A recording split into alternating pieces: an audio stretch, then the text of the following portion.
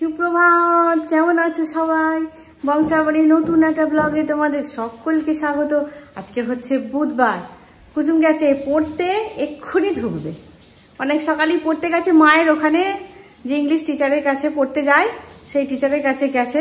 হয়তো মায়ের কাছে ঢুকবে, মায়ের কাছেই দুটো খাওয়া দাওয়া, মা যা খাবে হয়তো সেটাই খেয়ে আসবে। আর প্রভু সকালবেলাতেই বেরিয়ে গেছে, ব্রেকফাস্ট করেননি, সুতরাং আজকে আর কোনো চাপ নেই। কিন্তু আজকে আমার একটুখানি অন্য কিছু খেতে ইচ্ছা হচ্ছে।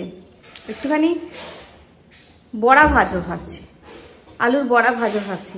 দুটো আলুর বড়া দিয়ে একটু মুড়ি খেতে ইচ্ছা হচ্ছে, একটু পেঁয়াজ দিয়ে লঙ্কা দিয়ে। কিন্তু ওপরের কাজবাজ সেরে এবার নিচে যাব, নিচে গিয়ে চা খাবো, চা খেয়ে স্নান করে আসবো, স্নান করে পুজো করব, তারপরে আলুর বড়া ভাজা। বুঝলে আজকে কি রান্না করব কিচ্ছু মাথায় নেই, কিছুই মাথায় আসছে না। অন্যদিন তবু ভেবে রাখি, আজকে কিছু নেই।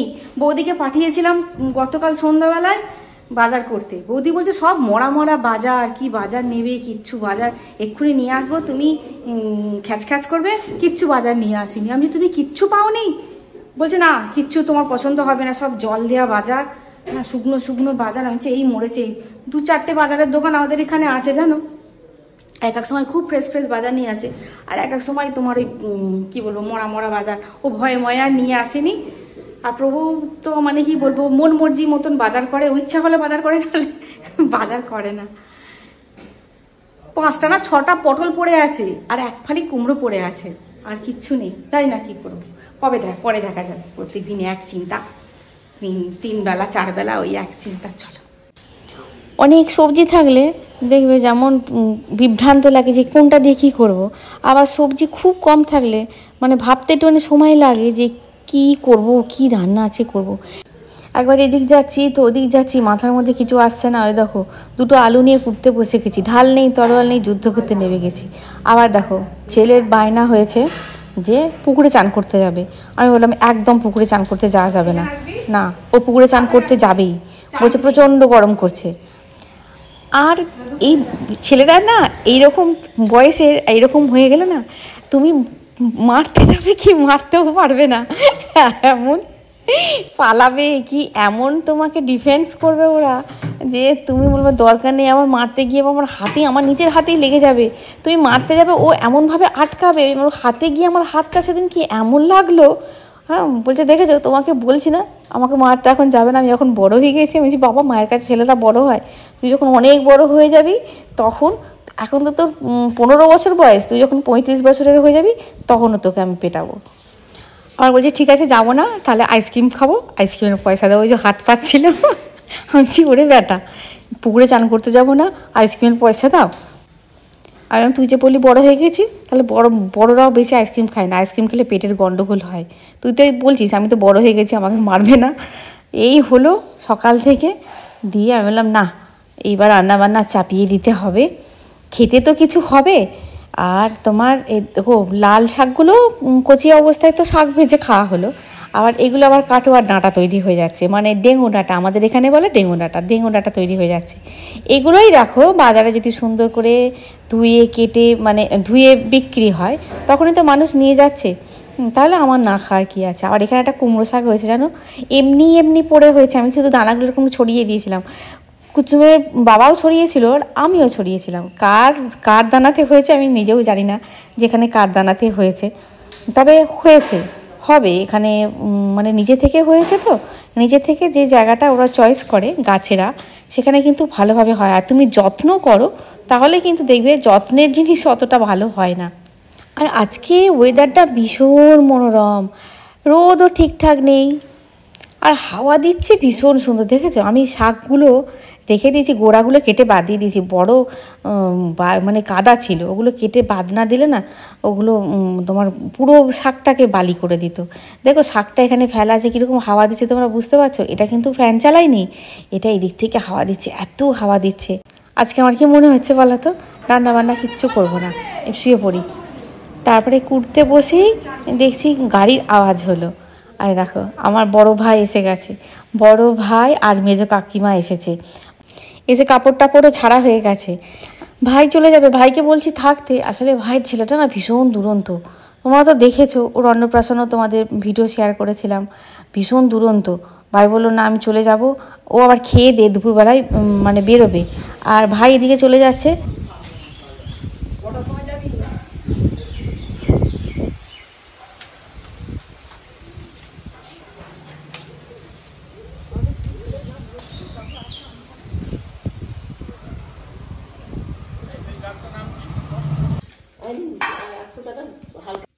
ঢেকি স্বর্গে গিয়েও ধান ভাঙে। আমার মেজো কাকিমা ঠিক এমনটাই, জানো, একটু স্থির থাকে না, কি নিজের বাড়ি কি মানে যেখানেই যাবে কাজ খুঁজে খুঁজে বার করবে। জানো আমার জন্য কত রকমের শাক এনেছে, বলছে আমি সব কুটে টুটে সমস্ত প্যাকেটে প্যাকেটে রেখে দিয়ে যাব, তুই একটা একটা করে বার করবি আর রান্না করবি। আর এদিকে তোমাদের তো আমি সকালবেলা পরিস্থিতি বললাম, আমার কি অবস্থা। সকালবেলা শুধু একটু মাছ নিয়েছিলাম, সেটা তোমাদেরকে বলা হয়নি। একটা কাতলা মাছ নিয়েছিলাম, আর কাতলা মাছটা একটু সাইজে বড় ছিল বলে প্রভু খায় না বড় মাছ, তার জন্য নিয়েছে কটা চারা মাছ। আর এখন কটা বাজে জানো, এখন বাজে প্রায় 1:05 মতন বাজে। বললাম না আমার আজকে রান্না করতেই দেরি হয়ে গেছে, অনেকটা দেরি হয়ে গেছে। আমারও খুব খারাপ লাগছে। বললাম তুমি যদি একটা ফোন করতে আমি অনেক কিছু করতে পারতাম, ইচ্ছাও তো হয় বলো। বাবার বাড়ি থেকে লোক আসবে, একটু ভালো মন্দ রান্না করে খাবো, আর আজকে দিনটা এমনই হয়েছে আমার। আর দেখো পটলগুলো বললাম না কটা পটল ছিল, কুটে ফেললাম, ওটা করলাম পটল পোস্ত। দেখো কি মানে কাকিমার সঙ্গে গল্প করেছি আর রান্না করেছি। রান্না তোমাদের সঙ্গে আর কী শেয়ার করবো, একদম নর্মাল রান্না করেছি। ওই বললাম ছোটো চারা মাছ নেওয়া হয়েছিল, ওই চারা মাছ ভাজা হয়েছে। আর বললাম না সকালবেলায় দুটো আলুর বড়া ভেজেছিলাম, সেই আলুর বড়া ছিল, মানে 3টে ছিল। তা কাকিমা বললো, আর কাকিমা এমনিতেই রিচ জিনিস বা খুব মিষ্টি জিনিস খাওয়া যায় না, এটা মানে রেস্ট্রিকশান আছে। যেহেতু কেমো চলেছে, বেশ কয়েক মাস আগেই কেমো চলেছে, অনেক কটা কেমো চলেছে, তোমাদের তো সবই বলেছিলাম যে এরকম কাকিমার ক্যান্সার ধরা পড়েছে। এখন কাকিমার ট্রিটমেন্টের মধ্যে থেকে অনেকটাই ভালো আছে এবং ভালো হয়ে যাবে। হ্যাঁ, সেরকম ভয়ের কোনো কারণ নেই। কেমো যা যা করার করণীয় করার সবই হয়ে গেছে, কিন্তু রেস্ট্রিকশানের মধ্যে থাকতে হয়। খাওয়া দাওয়া অনেক কিছু রেস্ট্রিকশানের মধ্যে থাকতে হয়। পটল পোস্ত করেছি, উচ্ছে ভাজা আর বড়া ভাজা, মাছ ভাজা, আর তোমার একটুখানি শাকের তেল ছিল, সেই দিয়ে একটুখানি চচ্চড়ি করেছি। ওই যে লাল শাক দিয়ে, কুমড়ো দিয়ে, ঝিঙে দিয়ে একটুখানি চচ্চড়ি করেছি। কাকিমা চচ্চড়ি খেতে খুব ভালোবাসে। আমি কাকিমাকে জিজ্ঞাসা করলাম, কাকিমা মাছের তেল দিয়ে করব? বলছে না কোনো অসুবিধা নেই, কর। ওই দিয়ে চচ্চড়ি করেছি আর মাছের ঝাল। কাকিমার ডাল খায় না, ডাল করতে দিল না মনে হয়। এমনিও কাকিমা শুকনো শুকনোই একটু খায়, কাকিমা ডাল খায় না। এই হয়েছে রান্না। আর ওই যে টক দই পাতা থাকে, সেই টক দই, কাকিমা টক দই প্রতিদিন খায়। সেই টক দইটা আমার মা পেতে দেয়, সেই দইটা ভাই নিয়ে আসে, কাকিমা খায়। প্রতিদিনই আমার মা দই পেতে রাখে কাকিমার জন্য আলাদা, ওই টক দই ওই খাবার মানে মা সকালবেলায় হাঁটতে এলে টক দইটা হাতে করে নিয়ে চলে আসে, কাকিমা ফ্রিজে রেখে দেয়, এই দুপুরবেলায় খায়। বা যদি মা হাঁটতে না আসে, মানে মা আর মেজো কাকিমা হাঁটতে যায় সকালবেলায়, আর যদি মা না আসে তাহলে ভাই গিয়ে নিয়ে আসে। দুটো ভাইয়ের মধ্যে একটা ভাই গিয়ে নিয়ে আসে। ছোটো ভাই তো সকালবেলায় বেরিয়ে যায়, আর বড় ভাই মানে কি বলবো, যখন বেরোনোর হয় তখন বেরোতে হয়। হলো আজকে চলে এলাম, আজকে একটুখানি মাথায় কালার করতাম, আর আজকে আর হলো না। আমি কী হয়েছে, তুমি খেয়ে টেয়ে না, আমি তোমার মাথায় কালার করে দেবো। মাথায় কালার করে দেওয়া হচ্ছে আর গল্প হচ্ছে, যে কত রকমের গল্প হচ্ছে।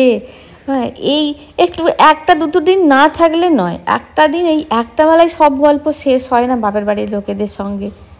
তা বলছি কাকিমা এত বেলায় তোমার কালার করে দেবো, মাথা ঘষলে অসুবিধা নেই? বলছে না, কোন আমার কাকিমার মানে সেই রকম ওই সর্দি কাশির ধাত বা ওই বেলায় চান করলে বা গা ধুলে সর্দি কাশি হওয়ার সেরকম ধাত নেই। একটা বড় ধরনের রোগের উপর দিয়ে গেল, যাই হোক ঠাকুরের কৃপায় আমার মেজো কাকিমা এখন অনেক সুস্থ। কি নতুন দোকান করেছে, দিয়ে খাইয়েছে, একটা করে প্যাকেট দিয়ে দিয়েছে।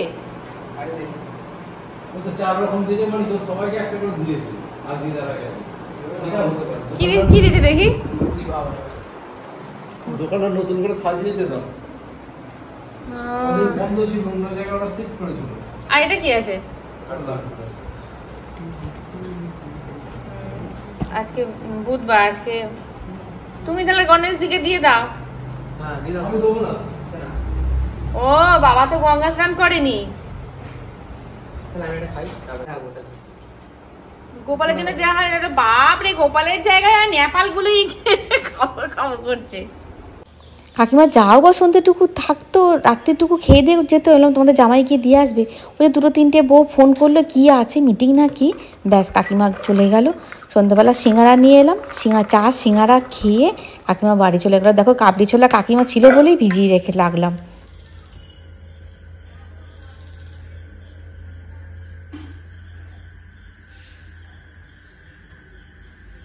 শুনতে পাচ্ছ? ব্যাং ডাকছে, ব্যাং। ঝিঝি পোকা তো আছেই, 12 মাস ডাকে। আর এই সময়টা না ব্যাং ডাকে, প্রচুর ব্যাং ডাকে। পিছনে পুকুরটা আছে তো, ব্যাং ডাকে, বিভিন্ন রকমের ব্যাং। এরকম বড়, তোমরা বলবে এত বড় বড় ব্যাং, এত বড় বড় নয়, তোমরা বিশ্বাস করবে না, এত বড় বড় ব্যাং এক একটা।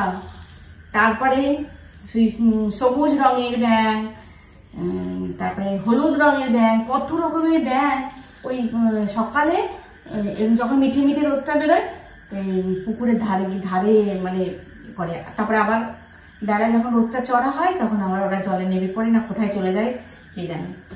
বলবো আর গ্যাগো গ্যাগো।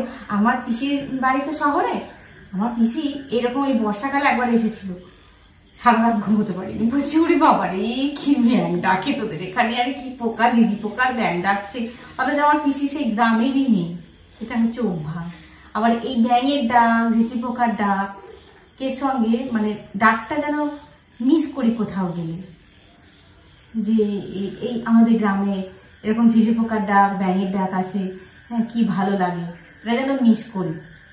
শহরে গেলে এই গাড়ি চলেই যাচ্ছে, ক্যাঁকু ঝ্যাঁ ঝু, ভাল লাগে না। আবার শহরের লোকেরা যেমন পিছিয়ে এসে বলছে সারা রাত ঘুম হয়নি, ওরে বাপরে, ওদের অত গাড়ি টাড়ি যায়, তাকে ঘুম হয়। আমি বলছি বাবা, আমি তো পিসিকে, আমি কাকুদের পিসিকে তুই বলি, জানো ছোট থেকে তুই বলতাম। আমার মা কত বকতো, মারতো, আর ওরা বলতো কি হয়েছে বললে, আর তোর ওখানে গাড়ির আওয়াজ হয় না, হর্নের আওয়াজ হয় না। কাবলি ছোলা দেখলে তো, কাবলি ছোলা ভিজিয়ে চা খেলাম, সিটি দিয়ে চা খেলাম। এইবার তোমার কাবলি ছোলা আর হবে লুচি। কুচু আজকে 1 সপ্তাহ যাবত বলছে, মা একটুখানি লুচি একটু কাবলি ছোলা করে দাও না, একটু দাও না। আমি না, 1 সপ্তাহ তোমরা তো দেখছো, 1 সপ্তাহ কিছু লুচি পরোটা হয়নি, সেই হয়েছিল পরোটা। বলছি না, বলছে যখন চলো লেগে পড়ি। মশলাপাতি কিছু নেই, সব এই করতে হবে। মগজ ভিজিয়ে রেখে দিয়েছি, এই যে মগজ ভিজিয়ে রেখে দিয়েছি, এতে আবার আদা টাদা সব দিই, পেঁয়াজ টিয়াজ কাটি। আজকে একদম শর্ট টাং করবো। কাজু নেই, কিশমিশ দিয়েছি, কাজু পুড়িয়ে গেছে, কাজুর আর কি দোষ।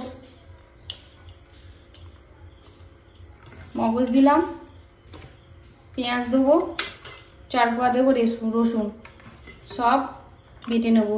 আদা বাটা আছে, আদাটা বাটতে হবে না, আর বেসিক মশলা তো আছেই। চলে ভালো বলছে, তোমার বন্ধুরা শুনতে পেয়ে যাবে, শুনতে পেয়ে যাবে তো কি হয়েছে।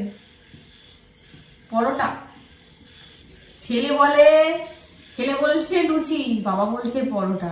তোমরা দুজনে ঠিক করে আমায় বলো, আমি এখন কিছু মাখি নেই।